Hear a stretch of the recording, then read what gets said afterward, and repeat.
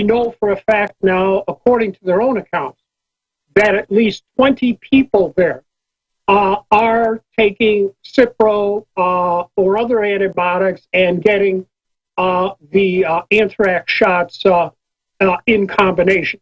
So it does appear there was a major incident there in South Korea at that U.S. air base involving live weaponized anthrax.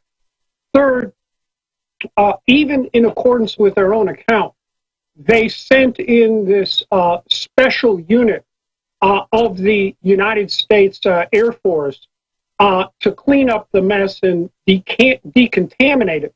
This is a well-known unit in the U.S. Air Force that specializes in NBC warfare, and in particular, how to contain it, sanitize it, desanitize it, decontaminate it.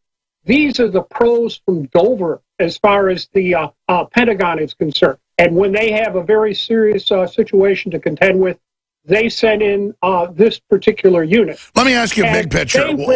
They wear moon suits. Let me continue, Adam. Yeah. They wear moon suits. All right. When they go in somewhere, they are wearing moon suits, which again, to me, indicates that this is weaponized anthrax we are dealing with. And finally, let me relate this back to the anthrax attacks of 2001. That was my question. How does this tie together? That we've already discussed quite extensively on your program.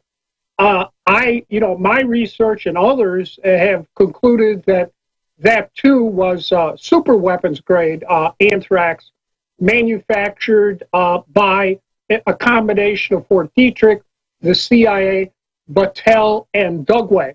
And as I said before on your program, I believe, even before this happened, that there is a stockpile of weapons-grade anthrax there at Dugway. And that very well could be what we're seeing here, too. I simply do not know if the other shipments to the now 51 labs, and we've got 30 people now on Cipro and or taking anthrax shots. I don't know. I can't say if that's weapon-grade anthrax either, like South Korea, but it very well could be, Alex. Well, Professor, I'm not a biological weapons expert like you, but I've interviewed the experts many times. I've researched it. I mean, they don't just pull weaponized anthrax out of these vaults with these containment units where they have moon suits and pressurized seals and underground buildings, as you know, and then mail it around everywhere. So what is the point of doing this? And even mainstream media says, yeah, it looks like it's, super hardcore anthrax. Then we go back to the original anthrax situation in 2001 with the White House on Cipro. They had to admit that before it even happens. Like a day before it gets mailed out, they all go on it. So it really is a big mystery because they tried to blame 3 patsies, and the 4th patsy dies in custody.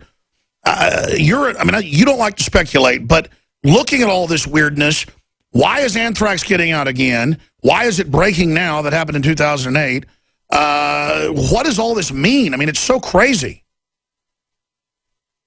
Well, Alex, you're certainly right. None of this goes out of Dugway unless it was sent out on purpose and intentionally. Indeed, General Odierno said this was no accident. So we have to ask why. And the reason it was done, they did it the last time, the Pentagon, CIA, Dugway, was to terrorize the American people after 9/11, 2001, to ram through the USA Patriot Act that was being held up by Senator Daschle and Senator Leahy, and all of a sudden they were both hit with super weapons-grade anthrax, and their opposition disappeared. And we note the so-called bogus U.S. Freedom Act just went through Congress this week. After Hastert. The other purpose of that October 2001 anthrax attack was to try by the neocons to get us to go to war against Iraq, claiming that somehow Iraq was behind it. And if you look at the international situation today, I don't believe the domestic situation can be disjoined from the international system. We're on the verge of warfare there with Ukraine. And the Pentagon and the neoconservatives are provoking it now as we speak. If you look at the Associated Press headlines today, the Pentagon, the Secretary of Defense, have threatened to use nuclear weapons against Russia. It's incredible. I want to go to break and come back with that, Dr. Boyle. But first, just briefly, I get the motive. I understand what happened in 2001. Clearly, Pentagon-directed anthrax attacks to ram through the Patriot Act. That's well known, and you helped pioneer exposing that. It's come out. What's the motive now, randomly mailing it all over the place and then getting caught? I mean, what's... Well, first on getting caught, I think there was a whistleblower at work here. Just as there was a whistleblower at work on the those nuclear cruise missiles being sent out of Minot Air Force Base. So there's a whistleblower at work here that's gotten this message out. But if you recall, Alex, I'm sure you do, General Tommy Franks gave that interview publicly stating that in the event of another major terrorist attack on the United States along the lines of 9/11, the military was just going to shut the government down for good. So I think... I forgot that quote. You just said it. Let's pull that up. Tommy Frank said in Cigar Aficionado... He said, we're going to just take over the government next time there's an attack, and that's the plan. And it's not the military taking over the coup. It's the coup through the military, and we're just another third world nation. Unbelievable. Dr. Boyle, stay there. See, he just reminded me of that. We're the ones that, like, a listener called us and said, have you seen Cigar Aficionado? Things I'd forgotten about. Like the Cigar Aficionado that was basically Tommy Franks on the cover promoting martial law. Because the first few years after 9/11, they would go, well, of course we torture people. And, of course we're going to do this and that. Of course the NSA spies on you.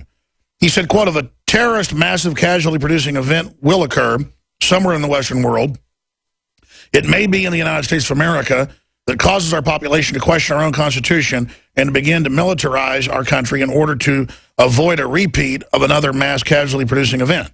And, of course, they would stage it to take over. Then enters Jade Helm, all the admissions of government gearing up to go after anybody that doesn't go along with the takeover. I've never seen such movement and preparation and starting wars with Russia, China, you name it.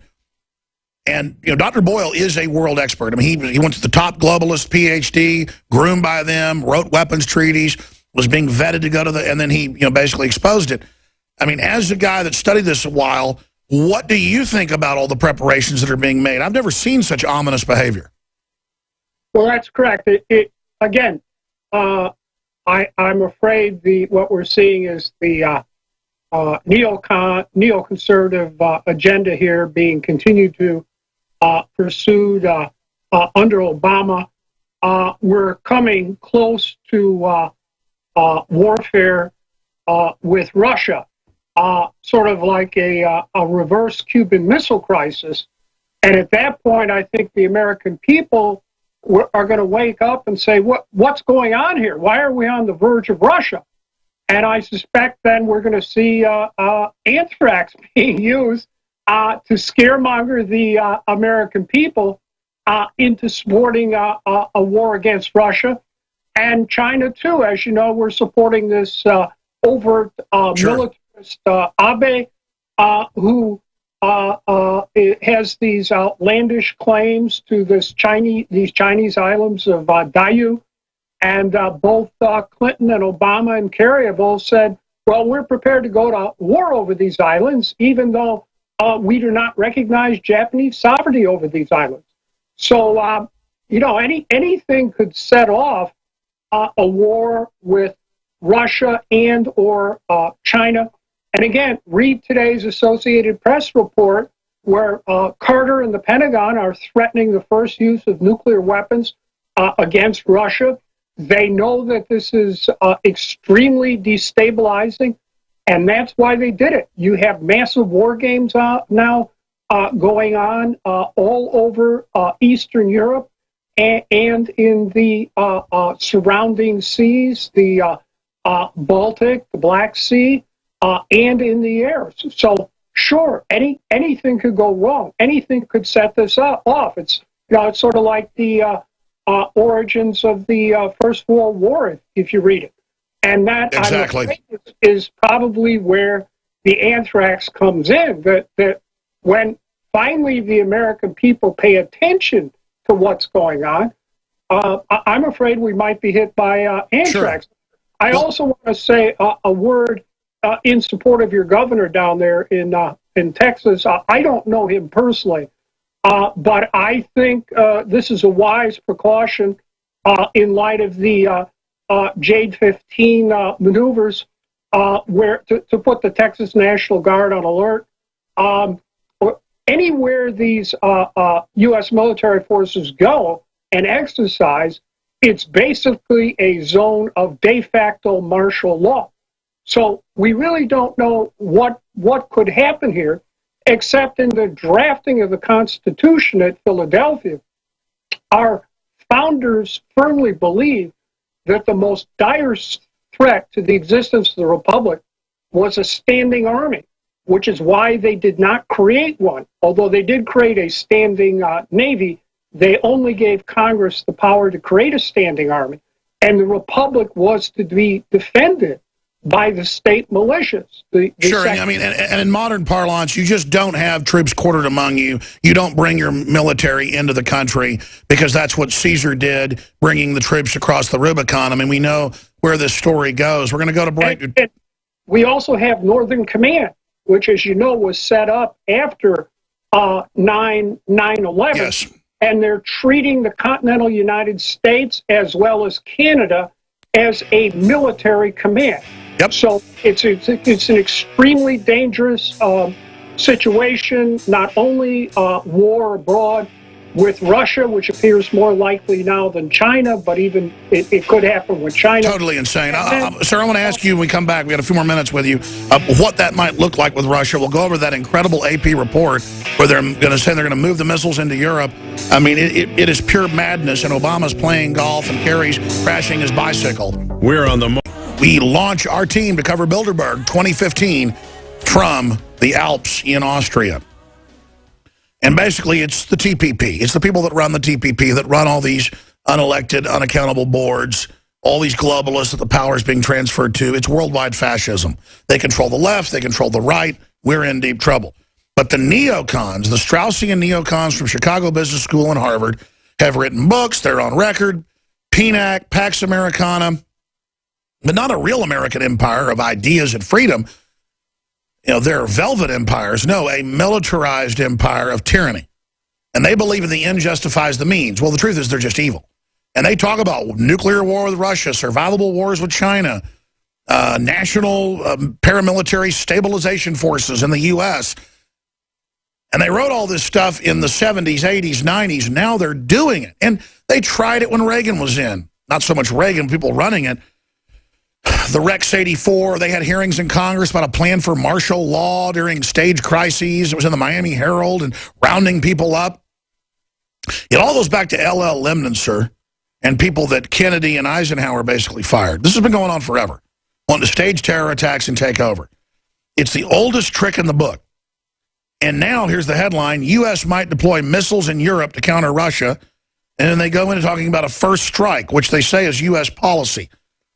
When they say U.S., this means the madmen running us. But I study Hitler attacking Russia or Napoleon or other megalomaniacs of history. They always end up believing they're invincible and going too far. And even if we could beat Russia 2 or 3 times over, you can't beat their counterstrike.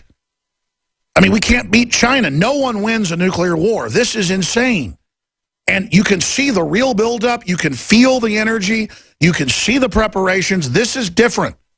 And I know Dr. Boyle's agreeing with us, Francis Boyle. Sir, for like 10 minutes or so, then I understand you have to go back to your students and your work. To